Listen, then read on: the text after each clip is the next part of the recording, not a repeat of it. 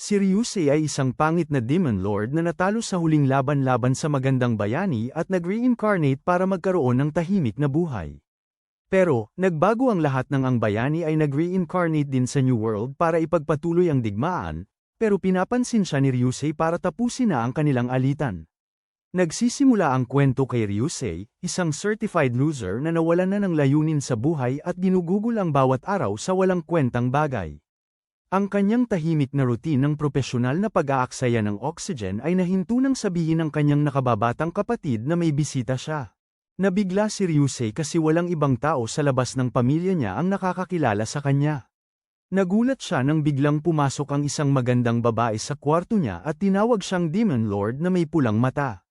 Sinabi niya na matagal na siyang naghahanap sa kanya, inaasahang maaalala siya ni Ryusei, pero wala talaga siyang ideya kung sino siya. Nagpakilala siyang si Hanori, ang makapangyarihang babae na dumating para tapusin siya. Nang manginig sa takot si Ryusei, tumawag siya agad sa nanay niya para ipatawag ang pulis.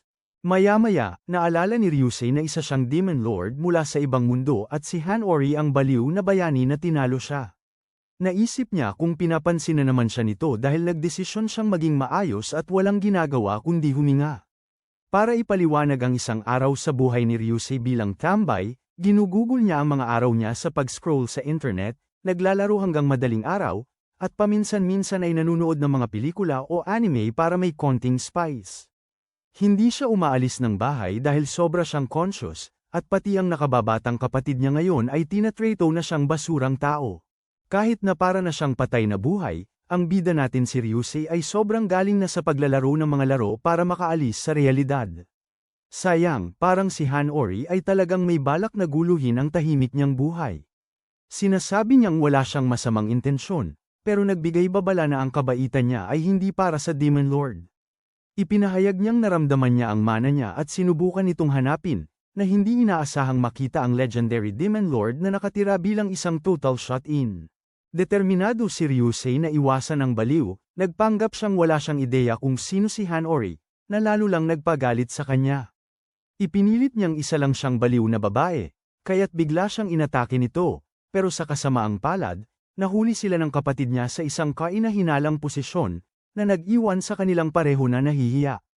Sa huli, umamin si Ryusei na naaalala niya ang dati niyang kalaban, ang malanding bayani.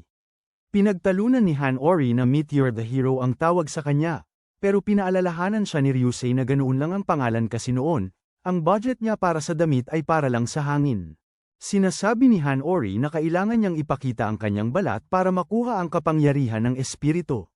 Pagkatapos, inaakusahang si Ryusei na may masamang balak, pero ipinaliwanag niya na naghahanap lang siya ng isang tao.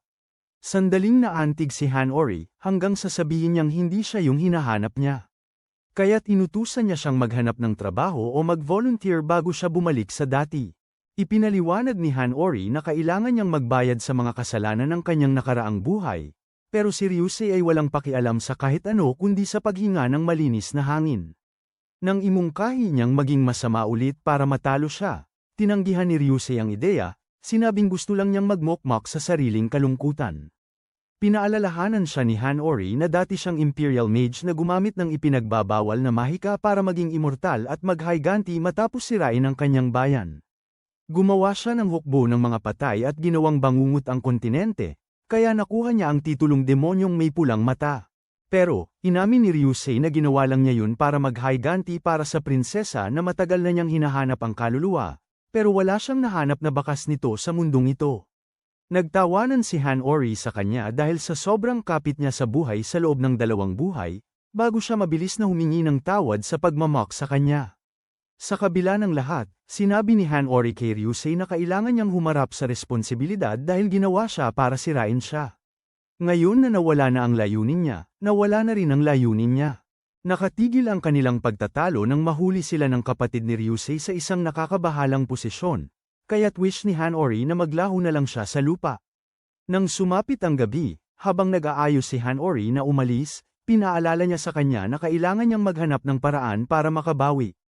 Kahit na ayaw na talaga ni Ryusei na makita siya ulit, nagdesisyon siyang maghanap ng tapat na trabaho. Ilang araw ang lumipas, nagulat ang kapatid niya nang malaman na naging guro siya sa isang all-girls school. Sinasabi ni Ryusei na ginawa lang niya yun para hindi mag-alala ang pamilya niya, pero may kutob siya na si Hanori ang tunay na dahilan, at hindi niya talaga maitatanggi yun. Papunta siya sa trabaho, naiisip ni Ryusei si Hanori at nakakaramdam siya ng guilt na nakatali pa rin siya sa nakaraan nila. Pero desidido siyang mamuhay ng tahimik, walang espada o magic. Pero hindi inasahan ni Ryusei na maglalaro ang universo sa kanya at magiging homeroom teacher siya ni Hanori. Pagdating niya, nagkagulo ang mga estudyante tungkol sa gwapo at bagong guro, maliban kay Mako, na tingin niya, mukhang pagod na si Ryusei at sobrang pangit ng taste nito sa damit. Samantalang si Hanori, parang gusto nang lumaya sa buhay na ito dahil ang kalaban niya ang huli niyang inaasahang magiging guro. Hindi niya maintindihan kung bakit ang mga babae ay nahuhumaling sa kanya, kaya't binalaan niya si Mako na umiwas kay Ryusei dahil isa itong demonyo na nakasuot ng balat ng tao. Pagkatapos ng klase, sinadyang ibangga ni Hanori si Ryusei sa pader, tinatanong kung bakit siya naging guro niya, pero pinaalalahanan siya ni Ryusei na siya ang humiling sa kanya na maghanap ng trabaho. May hinala siya na balak niyang sakupin ang paaralan, pero wala namang balak si Ryusei na gawin niyang nakakapagod na yan. Nakatakbo na si Hanori para itanong sa kanya ang isang mahalagang bagay, pero umalis siya nang tumunog ang kampana ng paaralan. Mamaya sa faculty room, pagod na si Ryusei sa isip pa lang kay Hanori. Nang tanungin siya ni Sakura kung bakit siya pagod, ipinaliwanag niya na sobrang nakakapagod makipag-deal sa mga estudyante. Pero siniguro siya ni Sakura na masasanay din siya kasi nagiging extra lang sila dahil bago siya. Habang nasa klase, nangako si Hanori na ipapagsisihan ni Ryusei ang pag-enroll sa school nila at sinubukan niyang takutin siya gamit ang kanyang aura. Pero nagulat siya nang hindi ito nagpakita ng kahit anong reaksyon. Nakatayo sa gilid, napagtanto ni Mako na obvious na interesado si Hanori sa bagong guro. Pagkatapos ng klase, tinanong ng class president na si Matsurika si Hanori na mukhang pagod na pagod. Naiisip ni Mako na dahil ito sa bagong guro, pero agad itong tinanggi ni Hanori. Tinanong ni Mako si Matsurika kung ano ang tingin niya kay Ryusei, pero bigla siyang nawala sa usapan dahil sa mga problema niya sa tatay. Makalipas ang ilang saglit, inakusahan ni Mako si Hanori na titig kay Ryusei na may masamang balak, kaya muntik na siyang mabilaukan habang desperadong tinatanggi ito.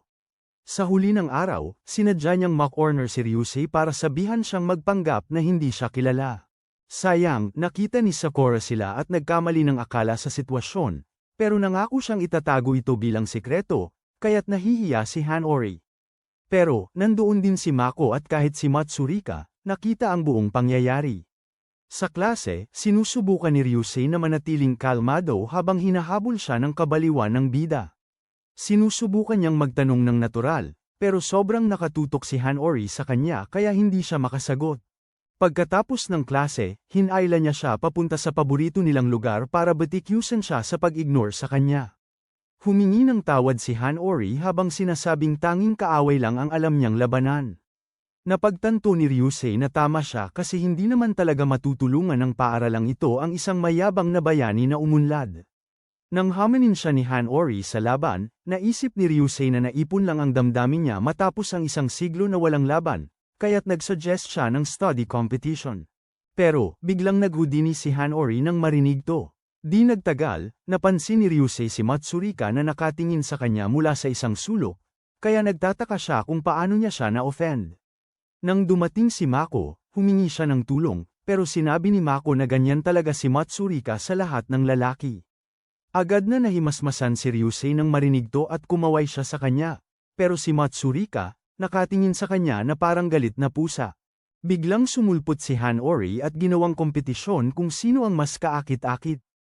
Pagkatapos, sinubukan ni Ryusei na lapitan ng ilang hayop para subukan ang kanyang kaakit-akit, pero lahat sila ay tumakas dahil sa madilim niyang aura. Pero biglang lumiwanag ang mood niya nang masayang batiin siya ni Mako. Sa kabilang banda, nag-aalala si Hanori na masyado nang nalalapit ang best friend niya kay Ryusei, pero ipinaliwanag ni Mako na dahil talagang kaakit-akit si Ryusei. Galit na galit siyang nagbabala na lumayo siya sa kanya, pero naisip ni Mako na siguro ay dahil siya'y naiinggit. Pero, itinanggi ito ni Hanori, habang sumang-ayon si Matsurika sa sinabi ni Mako. Sa lunch break, nakita ni Hanori si Ryusei sa cafeteria at wala siyang choice kundi umupo sa tabi niya dahil puno na ang lahat ng upuan. Tulad ng dati, sinubukan niyang gawing eating competition ang lunch, pero tumanggi si Ryusei. Pagkatapos ng tanghalian, hindi maalis ni Sakura sa isip si Ryusei at Hanori kasi may weird na fascination siya sa mga ganitong forbidden love story. Nakita niyang pagod si Ryusei, kaya akala niya, stressed siya sa romansa na umuusbong sa kanila. Pinayuhan niya siyang pag-usapan ito, sa lihim na umaasang siya ang pipiliin niya.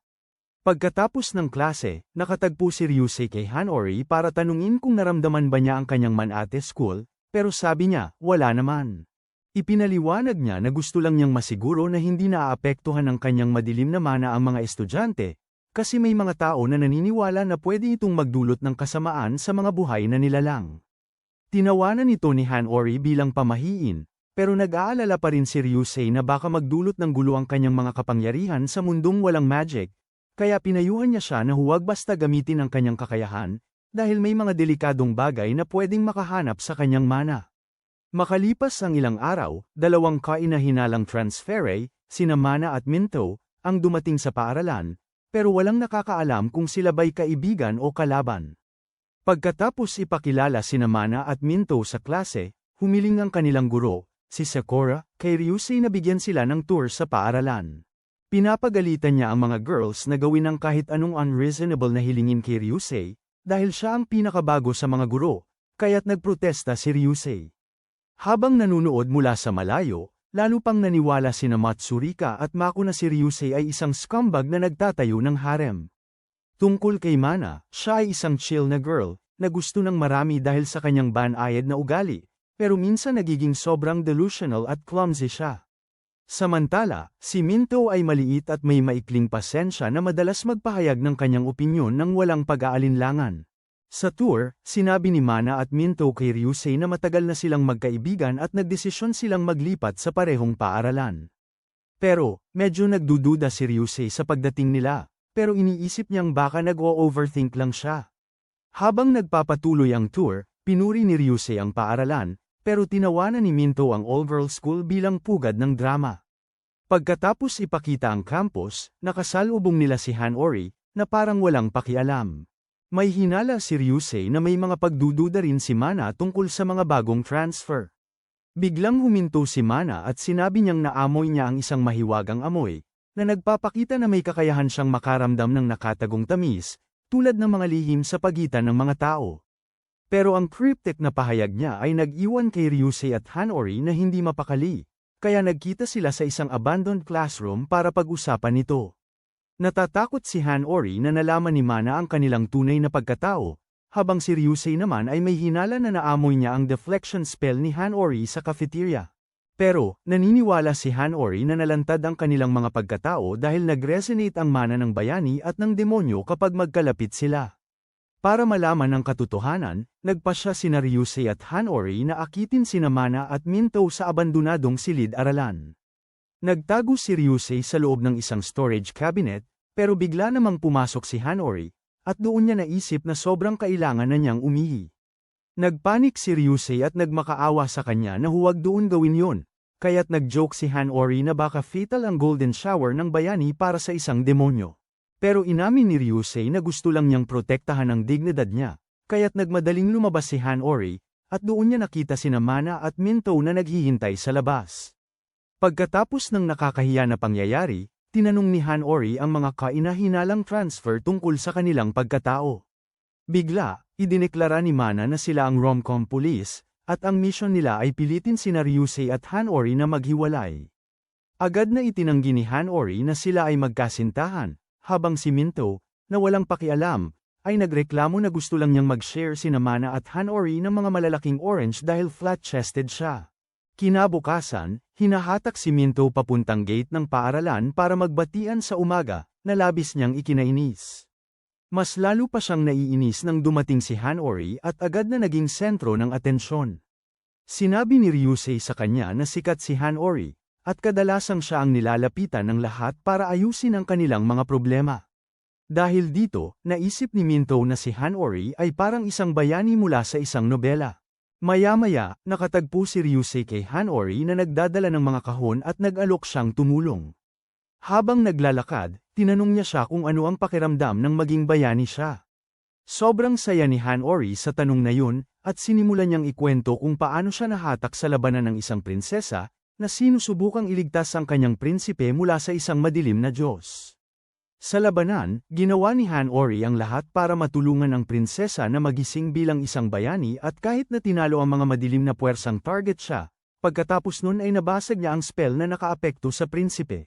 Sayang, sa huli, tinaga ng prinsipe ang kanyang sarili para sa prinsesa at namatay. Sunod, ikinwento ni Hanori kung paano siya nahatak sa isa na namang laban sa pagitan ng isang relihiyosong orden at isang masamang kulto na gustong buhayin ang isang masasamang dragon. Sa laban na ito, natalo ni Hanori ang 6 na masasamang dragon at 12 banal na general, kaya nakuha niya ang titulong tagapagligtas. Papunta na sana siya sa pagkatalo sa kulto nang matuklasan na ang nagtatag ng relihiyosong orden ay siya palang nasa likod ng masamang kulto. Ang santo na kumuha kay Hanori para sa misyon ay mahal ang nagtatag na parang ama, kaya nahulog siya sa patibong nito at sinubukan niyang gamitin ang katawan niya para buhayin ang masamang dragon. Si Hanori ay labis na nalulungkot habang na-realize niyang baka ang buhay niya bilang isang bayani ay walang kwenta dahil, pagbalik tanaw niya, wala namang nangyaring ayon sa inaasahan niya. Naging dahilan nito para isipin niyang wala siyang halaga kundi maging side character na tumutulong sa mga bida na mag-shine. Para aliwin si Hanori, sinabi ni Ryusei na balikan ang mga masayang bahagi ng kanyang paglalakbay bilang bayani. Naaalala ni Hanori ang dati niyang buhay, at tanging ang laban nila ni Ryusei ng siya'y Demon Lord ang tanging masaya niyang karanasan, kaya't nahihiya siya. Pero sa kabila nito, pinagsisisihan ni Hanori na talagang nakakaawa ang buhay niya bilang isang bayani kasi lahat lang ay ginagamit siya. Niyakap siya ni Ryusei para aliwin siya at sinabi na isa siyang kahangahangang bayani noong panahon niya. Sandali pagkatapos, tinanong ni Ryusei si Hanori kung may mga tao ba siyang namimiss mula sa dati niyang buhay, at nagsimula si Hanori na banggitin ang mahahabang listahan ng mga tao na nakilala niya sa kanyang paglalakbay, karamihan sa kanila ay mga ordinaryong tao. Tinanong din ni Ryusei siya tungkol sa pagiging bayani at ang mga pagsisisi niya. Ayon sa kanya, pinagsisihan niya na hindi niya naisalba ang lahat, at inamin din niyang ang mga tao na pinakamalapit sa kanya ay yung mga palaging naniniwala sa kanya. Ilang oras pagkatapos ng kanilang emosyonal na sandali, biglang pumasok si Hanori sa silid-aralan na umiiyak at nagreklamo kay Ryusei na tinanggal siya sa grupo ng mga bayani. Ipinaliwanag niya na nakita niya sina Madna, Minto, Matsurika, at Mako na nagplano ng panghuhuli ng multo pagkatapos ng klase. Mukhang nag-viral online ang isang parke dahil sinasabing may mga multo, kaya gusto ito ng mga girls na bisitahin. Nag-alok si Hanori na sumama, pero sinabi nila na para lang ito sa 4 na tao. Sabi ni Ryusei, narinig din niya ang tungkol sa haunted park, habang nag-aalinlangan si Hanori na baka ito ay isang halimaw na konektado sa dating mundo nila. Pero nagtatanong siya kung bakit wala silang narinig na anuman tungkol sa mga kakaibang halimaw sa balita kung talagang galing ito sa mundo nila. Pagkatapos mag-isip ng sandali, naisip ni Hanori na baka may lihim na organisasyon na nagkokontrol sa balita. Sinuggest niya na tingnan din nila ang parke. Pero ayaw ni Ryusei kasi natatakot siya sa multo. Nang gabing yun, excited na pumunta sina Mako at ang mga girls sa parke, sabik malaman kung anong klaseng halimaw ang naghihintay sa kanila. Nais ni Matsurika na sana ay sumama si Hanori, pero sabi ni Mako na confident, on the way na raw sina Hanori at Ryusei, kaya nagsuspecha ang iba na parang matchmaker siya sa rom-com. Habang lumalala ang takot sa parke, ang mga natatakot na babae ay magkadikit, na parang nagiging aksidenteng Yuri moment. Samantala, sa paaralan, ang radar ni Sakura sa rom-com ay pinapaniwalaan siyang may bagong pag-ibig na malapit ng sumibol. Habang papunta sila sa parke, nag-iisip sina Ryusei at Hanori kung anong klaseng halimaw ang dapat asahan. Inaasahan ni Hanori na parang mga goblin, samantalang nag-aalala si Ryusei na baka mahirapan sila sa mga halimaw mula sa kanilang dating mundo. Pero si Hanori, nagmamalaki na kaya niyang talunin ang ilang goblin at tinutukso si Ryusei dahil nawalan siya ng stamina matapos maging tambay. Aminado si Ryusei na tama si Hanori dahil isa lang siyang ordinaryong tao. Samantalang si Mako at ang iba, dismayado matapos maghanap sa buong parke nang walang makita na kakaiba.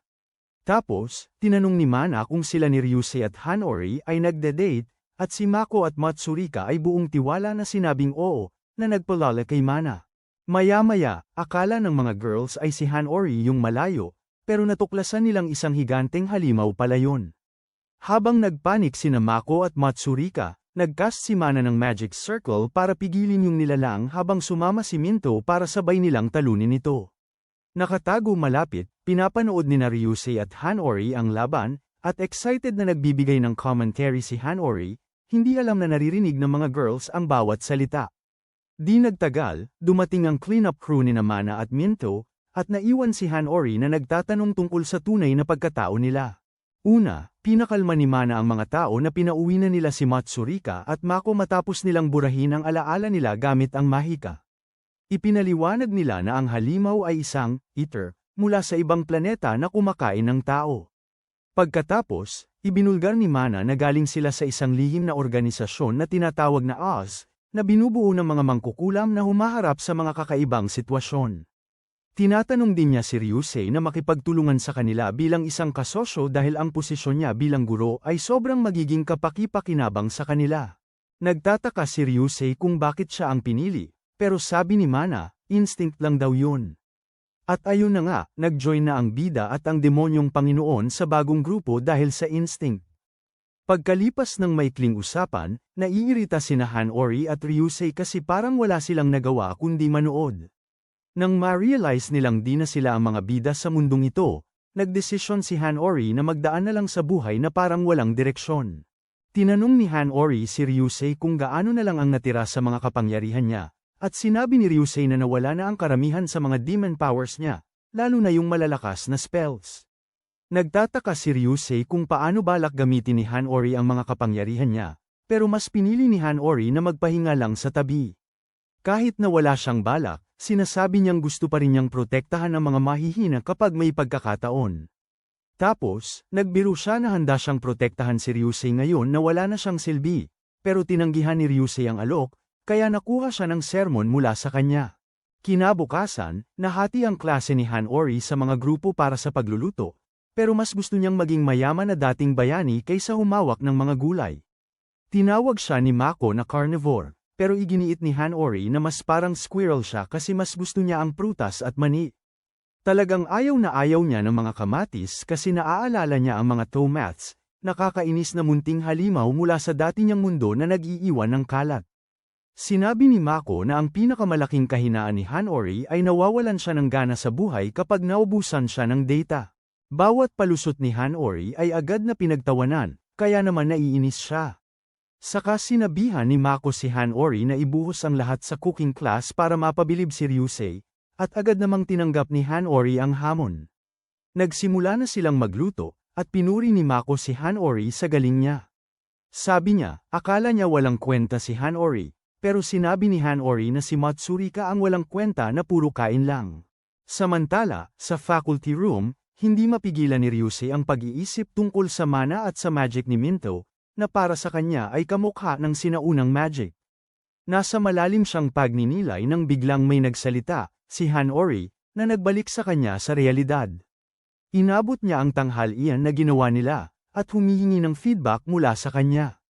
Pagkalipas ng kaunti, nagpunta ang dalawa sa rooftop para kumain, at pinuri ni Ryusei si Hanori sa masarap na pagkain. Habang kumakain sila, tinanong ni Hanori si Ryusei kung anong mga pagkain ang ayaw niya.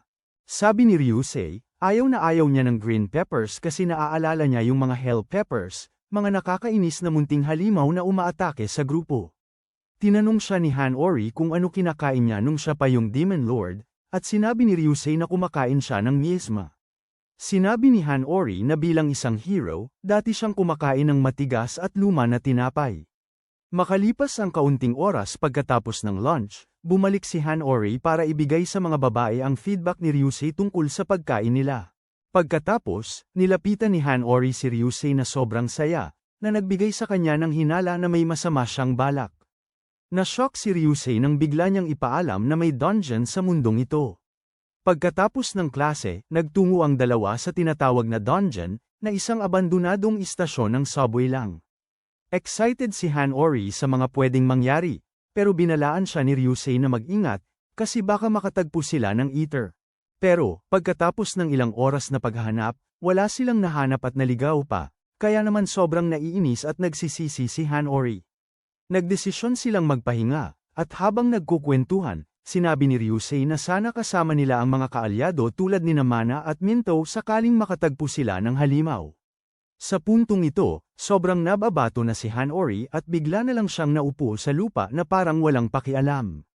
Ilang sandali lang, nagpatuloy silang maghanap ng daan palabas habang pinag-uusapan ang labanan na napanood nila noong nakaraang araw.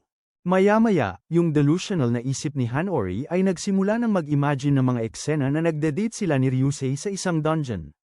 Nakita ni Ryusei na sobrang panik ng mukha niya, kaya nagdududa siya na baka nag-overthink na naman siya. Ilang minuto na silang naglalakad, bigla na lang naging malungkot si Hanori at nagsimulang magtanong tungkol sa kanyang pagkatao. Sinabi ni Ryusei na normal lang yan, teenage hormones lang, pero matigas si Hanori na mas malalim pa ang dahilan. Bago pa siya makapagalit, biglang niyayakap ni Ryusei si Hanori, pinupuri siya bilang pinakakul na tao sa mundo. Dahil sa mga sinabi niya, nawala ang mga alalahanin ni Hanori, kaya't napasigaw siya kay Ryusei dahil sa pagdulot niya ng emosyon. Biglang may naramdaman si Ryusei at humarap siya habang abala pa si Hanori sa pagsisigaw. Tinawag niya ang atensyon niya, at nang buksan ni Hanori ang mga mata niya, naharap siya sa isang napakalaking halimaw. Si Hanori ay agad na nataranta habang sinusubukan niyang kumbinsihin ang sarili na okay lang siya. Samantala, sa isang sulok ng Oz Calamity Forecast Center, nahanap na ng mga mages ang higanteng halimaw, na itinuturing na Category 3 monster. Inutusan ng operator ang lahat ng mages na pumunta sa subway station at mag-set up ng barrier sa bawat exit para mapigilan ang halimaw. Natatakot ang isang calamity forecaster na si Dorothy na baka hindi kayanin ni Mana at Minto ang sitwasyon mag-isa dahil malakas ang mga Category 3 monsters. Inutusan niya ang operator na magpadala ng mas maraming mages doon, pero sa monitor, napansin nilang may dalawang hindi kilalang tao na nakikipaglaban na sa halimaw, at mukhang mas malakas pa sila. Samantalang si Ryusei at Hanori ay pinapalo ng halimaw. Galit na galit, nagdesisyon si Hanori na seryosohin na ang laban at sinubukan niyang patumbahin ang halimaw gamit ang isang maliit na bato, pero mukhang mas na-offend ito kaysa nasaktan. Gayunpaman, sapat na yun para magalit ang halimaw, at habang hinahabol sila, nagmamadaling namumugad si Hanori kay Ryusei na gumawa ng paraan. Si Ryusei ay naglabas ng madilim na apoy sa halimaw, habang si Hanori ay humahanga sa kanya. Pagkatapos, inutusan siya niyang ibuhos ang isang malakas na suntok sa halimaw para makahanap siya ng pagkakataon na tapusin ito. Agad na tinawag ni Hanori ang kanyang hero armor, na ginamit niya para magbigay ng napakalakas na hampas sa halimaw. Habang nakahiga ang halimaw, naglabas si Ryusei ng Death Stinger, tinuhag ang halimaw mula loob palabas, na agad nitong pinatay. Pero, yung advanced death magic ni Ryusei ay nagpaparamdam kay Hanori ng kaba, kaya't nagiging maingat siya sa kanya dahil reminder ito na si Ryusei pa rin ang Demon Lord. Pero sa susunod na sandali, parang nataklap siya ng mas mabilis pa sa murang upuan ng hardin nang purihin siya ni Ryusei bilang isang astig na bayani. Nagsimula siyang magtampo, nagrereklamo na na-miss na niya ang pagkakataon na talunin ang mahina na Demon Lord. Kinabukasan sa paaralan, parang naglalaho si Hanori buong araw. Nang tanungin ni Mako si Hanori tungkol dito, hindi siya makasagot ng maayos. Tumakbo pa siya nang bigla nang subukan ni Mako na tanungin siya kung anong ginawa niya kahapon pagkatapos ng klase. Pumunta siya kay Ryusei, umaasang may sasabihin siya tungkol kahapon, pero nagkunwari si Ryusei na walang alam, kaya nagalit siya. Pagkatapos ng klase, galit na nagpunta si Hanori sa kanilang karaniwang lugar para harapin si Ryusei, pero nakita niyang magkasama sila ni Minto na puno ng dugo. Akala ni Hanori na finally lumabas na ang masamang side ni Ryusei, kaya't nagmadali siyang magbigay ng hustisya, pero nalaman niyang inatake pala sila ng mga Taumoth monsters. Habang tumutulong si Hanori kay Minto na maglinis, biglang may matinis na sigaw na umuusbong malapit. Nagdesisyon si Minto na silipin yun, habang ang iba ay nag-evacuate na sa paaralan. Bago siya umalis, sinubukan ni Ryusei na ibigay sa kanya ang X-Racket Burr, pero tinamaan siya ni Minto ng Premium U bago siya tumakas. Naka-ready na si Ryusei na hawakan ng evacuation nang biglang pigilan siya ni Hanori, tinatanong kung sa tingin niya dapat siya maging bayani. Sinabi ni Ryusei na mas mabuti kung gawin niya lang kung ano ang tingin niyang tama, imbes na pinapahirapan ang sarili. Samantala, nagmamadali si Minto papunta sa pinanggalingan ng sigaw, pero nakita na lang niyang nandoon si Mana na sinisira ang ilang Taumoth monsters. Sa kabilang banda, nagtataka si Hanori kung bakit nandito ang mga halimaw mula sa dati nilang mundo. Hindi maiwasan ni Hanori na magduda na may ibang tao na nagmamanipula sa mga pangyayari. Agad siyang bumalik sa silid-aralan para siguraduhing ligtas ang mga kaibigan niya, pero nakita niyang pinupuno si Matsurika ng kamatis. Pagkatapos, natapos na nilang talunin ang mga halimaw, at sinabi ni Hanori kay Ryusei na maglilinis siya. Habang pinapanood niya siyang umalis, tahimik na inamin ni Ryusei ang panghihinayang na si Hanori ay nakagapos sa nakaraan dahil sa presensya niya. Humingi siya ng tawad para dito, pero inamin din niyang masaya siya na siya ang bayani. Biglang bumagsak si Hanori sa lupa, namumula ang pisngi. Mukhang narinig niya lahat ng sinabi niya mula sa layo dahil sa kanyang super hearing. Sa labas ng paaralan, nakatagpo si Hanori kay Minto, na pumuri sa kanyang tapang. Proud na sinabi ni Hanori sa kanya na isa siyang bayani, pero ayaw ni Minto na maniwala sa kanyang mga pantasya. Inanunsyo ni Minto na si Oz ay nag-iimbestiga sa bagong labas ng mga halimaw, at nalaman nilang may kinalaman ito sa isang bumabalik na bayani, na tinatawag na returner, na nagbukas ng pintuan papunta sa ibang mundo. Tuwa si Hanori nang marinig ito at sabi niya, ang saya naman. Sa headquarters ng Oz, may isang mage na si Ren na nakita si Dorothy na sobrang pagod na pagod. Na-curious siya, kaya tinanong niya kung ano ang nagpapagod sa kanya, at sinabi ni Dorothy na nalulunod siya sa paperwork tungkol sa kaso ng isang muling isinilang na bayani. Nagreklamo din siya na doble na ang trabaho niya, salamat sa napakagandang desisyon ng organisasyon na magpadala ng 2 sobrang baliw na mangkukulam sa all-girls school. Kinabukasan, biglang niyayakap ni Ayame ang likod ni Ryusei, na nagulat kay Hanori at sa ibang mga babae. Habang nagkwekwentuhan sila tungkol sa lumalaking kasikatan niya, humihingi si Ayame kay Ryusei ng mga pribadong leksyon, pero tumanggi siya. Natatakot si Ryusei nang biglang dumaan sina Hanori at Mana, na nakatingin sa kanya na parang gutom na titan. Pagkatapos, sinabi ni Mako na dati-rati ay malungkot at nag-iisa si Ayame, bago siya biglang sumikat ng walang kaalam-alam. Samantala, dindrag ni Ayame si Ryusei sa isang abandonang silid-aralan para sa ilang juicy na kwento. Habang nangyayari to, nagiging mapaghinala si Hanori sa perfect na facade ni Ayame. Sa abandonang silid-aralan, pinagdikit ni Ayame si Ryusei sa dingding at walang hiya siyang nanliligaw sa kanya. Pagkatapos niyang hawakan ang kamay niya, pinaganya niya ang kanyang kaakit-akit na mga mata para subukang mahulog siya sa kanya. Samantala, naaalala ni Hanori ang babala ni Minto tungkol sa mga returner. Mukhang sila ay mga tao na tinawag sa ibang mundo na nagkakaroon ng kakayahan bago bumalik sa Earth na dala ang mga cheat skills na yun. Ayon kay Minto, ang personalidad ng isang returner ay pwedeng magbago sa isang iglap. Ang biglang pagbabago ni Ayame ay swak na swak sa description, kaya napaghihinalaan ni Hanori na isa siyang returner, na nagpaisip sa kanya na posibleng nasa panganib si Ryusei. Pero wala namang dapat ipag-alala, kasi hindi naman naapektuhan si Ryusei sa charm ni Ayame, kaya nagulat siya nang tahimik niyang tinukoy ang kakayahan nito bilang charm. Sinabi ni Ryusei nang may kumpiyansa kay Ayame na hindi siya mahuhulog sa charm nito.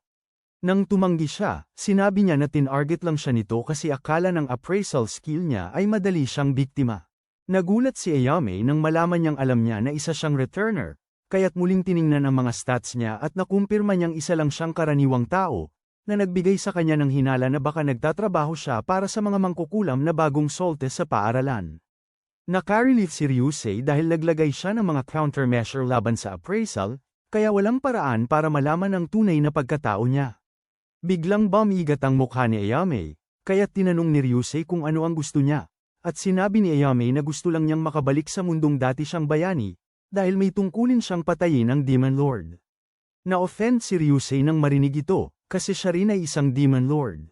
Inamin ni Ayame na balak niyang patayin si Ryusei, ang peking bayani na si Hanari, at ang 2 mage ng paaralan. Nang marinig ito, na-realize ni Ryusei na si Hanari talaga ang totoong target niya. Ipinaliwanag niya na ang pag-aalis ng mga makapangyarihang tao ay nagbibigay ng malaking EXP, na kailangan niya para makapag-cast ng magic na magbabalik sa kanyang dating mundo. Sinabi rin niya na balak niyang burahin ang mga kaklase niyang nang bully sa kanya. Nang tanungin ni Ryusei kung masaya ba siya sa pagiging Diyos, ipinagmamalaki niyang sinabi na ito ang pinakamagandang pakiramdam kailanman, sabay pinalabas ang nakamamatay na kidlat na spell para ipakita ang kanyang kapangyarihan. Sandali lang matapos iyon, naramdaman ni Minto ang pagtaas ng mana at nagmadali siyang pumunta, pero nang makita niya, patay na si Ayame, kasama sina Ryusei, Hanari, at Mana, na mukhang sobrang nagkasala. Itinatanggi ng trio ang paratang, pero mula sa kanyang obserbasyon, napagpasyahan ni Minto na isa sa kanila ang maaaring salarin. Pagkatapos, ikinwento ni Ryusei na malapit nang atakihin siya ni Ayame nang biglang pumasok si Hanari sa kwarto na may dalang kutsilyo. Sa gitna ng gulo, nadapa si Hanari at muntik nang tapusin si Ryusei, at sa proseso, tumama ang tuhod niya kay Ayame. Pagkatapos, pumasok si Minto sa kwarto, handang umatake gamit ang magic, pero sa hindi inaasahang pagkakataon, sinuk niya si Ayame ng ilang beses. Balik sa kasalukuyan, sinisiguro ni Minto sa lahat na aaksyonan ng Oz ang lahat ng bagay. Bigla, napansin ni Ryusei na medyo naguguluhan si Mana pagkatapos ng lahat ng nangyari, at naisip niya na baka ito ang unang beses niyang nakipaglaban sa isang tao. Para maaliw siya, pinasalamatan niya siya sa pagligtas sa buhay niya, at agad na tumaas ang kanyang mood. Pero nagulat si Ryusei nang makita si Hanari na nakatingin sa kanya na parang galit, katulad ng ginawa niya nung kausap niya si Ayame. Mamaya, habang pinapanood ang ambulansya na umaalis kasama ang katawan ni Ayame, pinag-usapan ni Ryusei at Hanori kung bakit sobrang kaakit-akit ng mundong yun para sa kanya. Ramdam ni Ryusei na marahil dahil bigla siyang nagkaroon ng kapangyarihang hindi maunawaan ng tao. Nagtataka si Hanori kung dapat ba nilang ibalik siya sa mundo, pero hindi pumayag si Ryusei. Ipinaliwanag ni Ryusei na kailangan talagang pigilan si Ayame dahil, pagkatapos niyang matikman ang dugo dito, tiyak na magdudulot lang siya ng higit pang gulo. Kinabukasan, bumili si Hanari ng bagong kurbata para kay Ryusei bilang kapalit ng nasira noong insidente, pero nahirapan siyang humanap ng tamang pagkakataon para ibigay ito sa kanya nang hindi nagkakamali ng mensahe. Sa tulong ng kanyang mga kaibigan, sa wakas ay naibigay niya ito sa kanya pagkatapos ng klase. Bilang kapalit, binigyan ni Ryusei si Hanari ng singsing, na nagdulot ng matinding panik sa kanya hanggang sa ipaliwanag ni Ryusei na ito ay may dalang armas na papalit sa kanyang banal na espada. Matapos siyang pasalamatan, sinubukan ni Hanori na tawagin ang armas, pero walang nangyari hanggang sa ituro ni Ryusei na mali ang pangalan na tinatawag niya. Kahit na naayos na ang lahat, nag-blush pa rin si Hanori sa buong araw dahil sa singsing. Ilang araw ang lumipas, nagulat si Ryusei nang tawagin siya ni Sakura kasama si Hanori para sa couples therapy. Kahit na paulit-ulit nilang sinasabi na hindi sila nagde-date, ang constant na pagtatalo nila ay lalo lang nagpapaniwala kay Sakura na may iba. Ipinaliwanag niya na maraming reklamo ang naitala tungkol sa kanilang kaina-hinalang kilos, at bilang guro, tungkulin niyang. Habang binibilang niya ang mga pagkakataong iniulat ng mga saksi, napagtanto nilang parang talaga silang magkasintahan, pero patuloy pa rin silang nag-deny. Sa labas, si Mana, ang self-proclaimed anti-romcom police, ay nagagalit sa balita na nagde-date sina Ryusei at Hanori. Tinanong ni Sakura sina Hanori at Ryusei kung ano ang nararamdaman nila sa isa't isa, pero nauwi na naman sila sa pagtatalo habang matinding sinusulat ni Sakura ang kanyang obserbasyon. Tinanong din niya kung magkakilala na ba sila dati, at pag sinabi nilang magkapitbahay sila, halos mag-reak si Sakura kasi parang paborito niyang kwento ng pag-ibig sa kabataan. Tinanong ni Sakura kung bakit palagi silang nag-aaway. Ipinaliwanag ni Ryusei na may ginawa siya noon na nakaapekto sa pamilya ni Hanori. Pero biglang sumuporta si Hanori sa kanya, sinabing anuman ang ginawa niya, ay para sa ikabubuti ng kanilang bayan. Ipinaliwanag niya na nagkamali siya ng intindi sa kanya noong una, pero sakalang niya ito naisip. Sa kaloob-looban, inamin ni Hanori na bilang Demon Lord, tinulungan ni Ryusei na burahin ang masamang imperyo, pero biglang sumiklab ang bagong digmaan dahil sa takot ng lahat sa kanyang kapangyarihan. Samantala, sa labas ng opisina, makikita sina Mako at Matsurika na nag-aalala tungkol kay Hanori at Ryusei. Sigurado silang nagde-date sina Ryusei at Hanori, kaya nag-aalala sila na baka mawala ng trabaho si Ryusei. Sa loob ng opisina, napagtanto ni Sakura na medyo komplikado ang sitwasyon nila Hanori at Ryusei, lalo na't may guilt si Ryusei kay Hanori at may halo-halong feelings siya para sa kanya. Pero, binigyan niya sila ng babala na huwag nang magpa-fuel sa mga chismis, pero bigla na namang naging malapit ang dalawa sa isa't isa. Pagkatapos ng therapy session, sinabi ni Hanori kay Ryusei na hindi pa siya nagpapatawad sa kanya dahil sa role niya sa digmaan. Sinabi ni Ryusei na huwag siyang patawarin kasi ginamit din niya siya. Ipinaliwanag niya na pagkatapos niyang wasakin ang imperyo, wala na siyang makitang layunin sa buhay at tanging ang paghihintay na lang sa kamatayan ang natira sa kanya. Sa kasamaang palad, tanging ang bayani lang ang makakapagpawala sa kanya, kaya't matiwasay siyang naghintay para sa kanya para lang makawala. Tinanong ni Hanori kung ano ang naramdaman niya nang dumating siya sa kanyang tahanan. Nag-isip si Ryusei sandali bago sumagot na medyo nakakainis yun. Nainis siya sa sagot nito ng saglit bago masaya niyang sinabi na masaya siya sa tahimik nilang buhay ngayon. Di nagtagal, hinayla siya ng mga kaibigan ni Hanori habang tahimik na pinapanood siya ni Ryusei. Pagkatapos mag-isip tungkol sa mga oras na ginugol niya kasama si Hanori, napagtanto ni Ryusei na hindi naman pala masama ang ganitong klaseng araw-araw. Sa kalaunan, nalaman na talo si Ayame ng masakit dahil ginamit ni Ryusei ang energy drain para lihim na pababain ang level niya habang hawak-hawak niya ang kamay nito. Ilang araw ang lumipas, umuwi si Ryusei galing school na pagod kasi medyo nakakapagod din makihalubilo sa mga babae buong araw, lalo na para sa isang dating hikbi. Naalala niya na bago siya naging Demon Lord, nerd siya sa magic at nagsimula lang makipag-ugnayan sa mga tao nang maging Imperial Mage siya, pero lagi siyang nauubos sa socializing. Aaminin ni Ryusei na ang pinakamasaya siyang mga araw ay bilang Demon Lord kasi hindi na niya kailangan makisalamuha sa mga tao. Tinanong siya ng kapatid niya kung bakit siya naging hikbi at nagulat siya nang malaman na ito pala ay dahil sa isang heartbreak. Akala ni Mako nahulog na naman sa pag-ibig si Ryusei, pero tinanggihan ito ni Ryusei. Kinabukasan, pagod na si Ryusei mula sa mga tungkulin niya sa pagtuturo nang biglang humingi si Mako ng tulong para alamin kung sino ang nagtago ng camera sa dressing room ng mga babae. Pinilit niyang i-report ito, pero ayaw ni Mako na palakihin pa ang usapan. Pumayag si Ryusei na tumulong, pero nangako siyang isasali ang paaralan kung kinakailangan. Sa dressing room, sinabi ni Mako na nakita niya yung camera na nagre-record sa taas ng lockers at ibinigay kay Ryusei ang listahan ng mga lockers na lumabas sa footage at yung mga hindi. Nang malaman niyang may duda siya sa mga kaibigan niya, nagdesisyon si Ryusei na imbestigahan ito nang hindi nagpapasiklab. Nagpasalamat si Mako sa kanya para dito, kahit na sana ni Ryusei, magagawa na lang niyang ayusin lahat gamit ang magic. Mamaya, nakasalubong niya si Minto at tinanong tungkol sa returner incident. Ikinwento ni Minto na nagbukas si Takanashi ng mas maraming dimensional gates, na nagdulot ng bagong problema. Sinabi rin niya na may mga grupo nang nagtatarget sa mga yaman ng Otherworld. Tinanong ni Ryusei kung may spell ba na makakapag-identify sa may-ari ng isang bagay, pero sabi ni Minto, wala daw ganong spell. Di nagtagal, nakatagpo si Ryusei kay Matsurika, umiiyak dahil sa sira niyang mga tanim. Sinusubukan niyang pakalmayan siya, pero halos kagati na siya ni Matsurika. Pagkatapos, nakatagpo si Ryusei kay Hanori na seryosong naghahanap ng isang bagay, pero nung tinanong niya ito, agad siyang tinanggihan. Sabi niya sa kanya ang tungkol sa sitwasyon ng lihim na kamera, at inamin ni Hanori na nakita niya ang isa sa mga babae sa track club na naghahanap ng isang bagay. Sinabi niya kay Ryusei na ang pangalan ng babae ay Nishina mula sa ibang klase.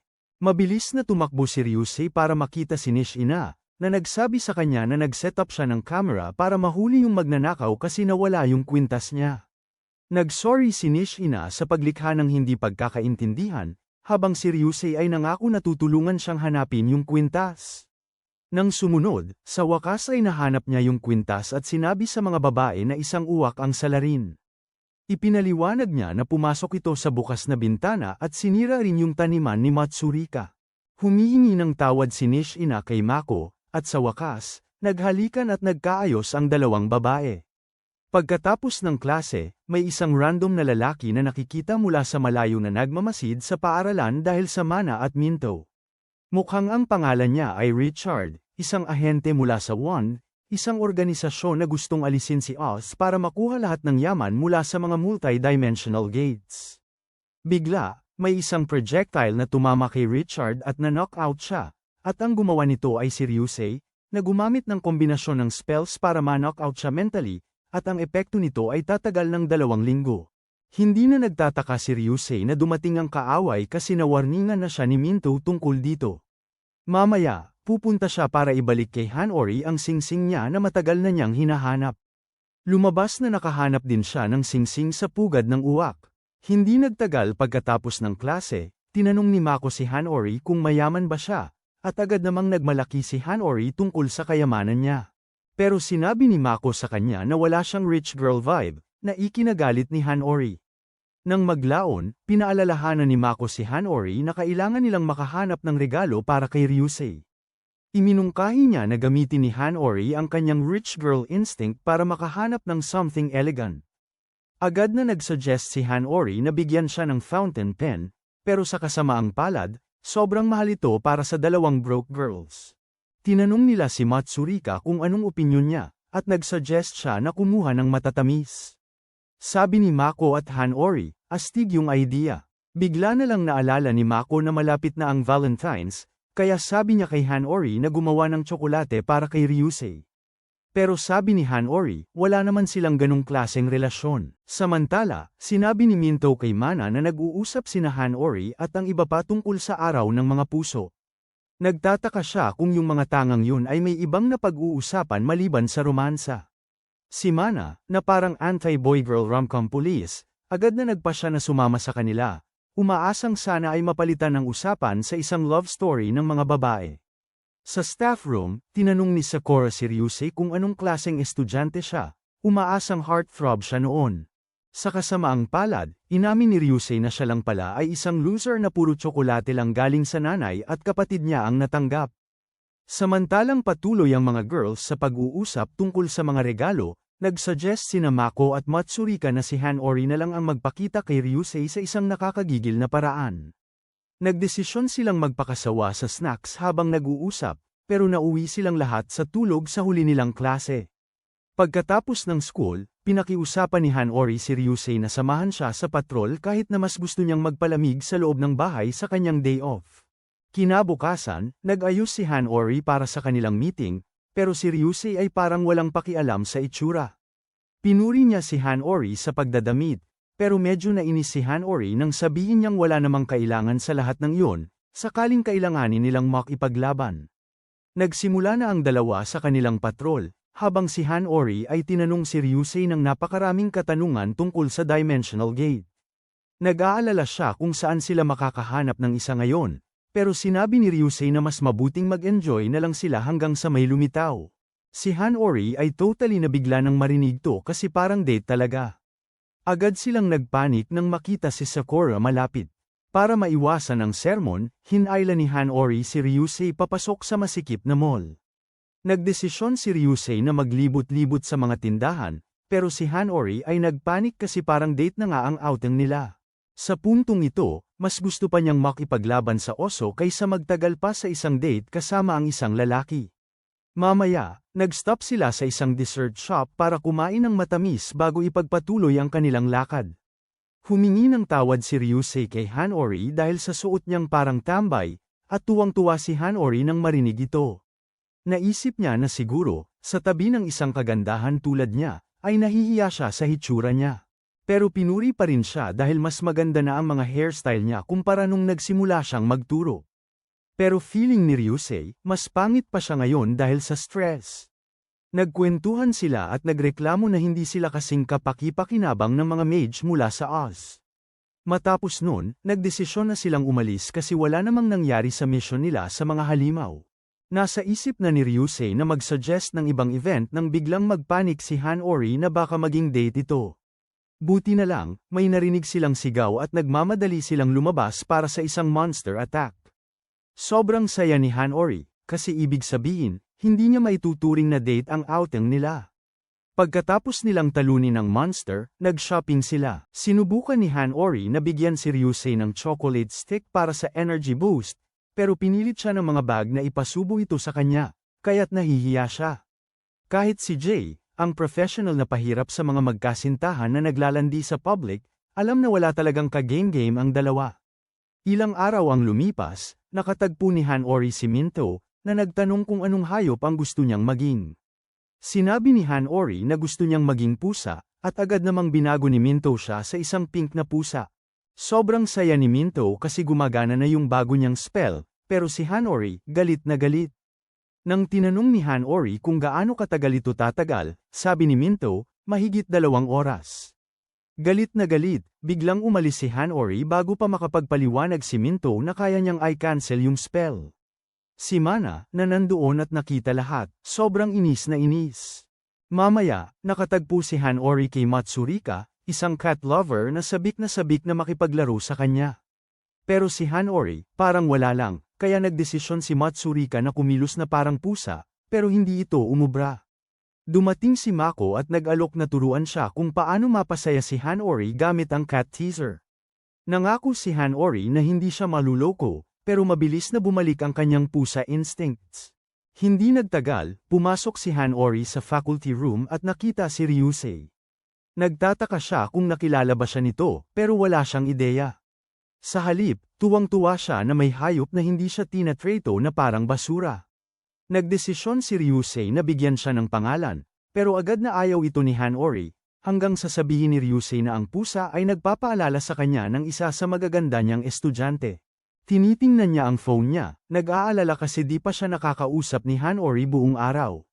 Pagkatapos ng klase, sinama ni Ryusei ang pusa sa isang misyon para manghuli ng multo. Ang saya ni Hanori na makita siyang natatakot, hindi makapaniwala na ang isang tunay na demonyo ay natatakot sa ilang simpleng multo. Secretly, pinagtatawanan siya dahil naghahunt siya ng walang karaniwang magandang dalaga na nakadikit sa kanya. Samantala, natatakot si Ryusei sa itsura ng pusa.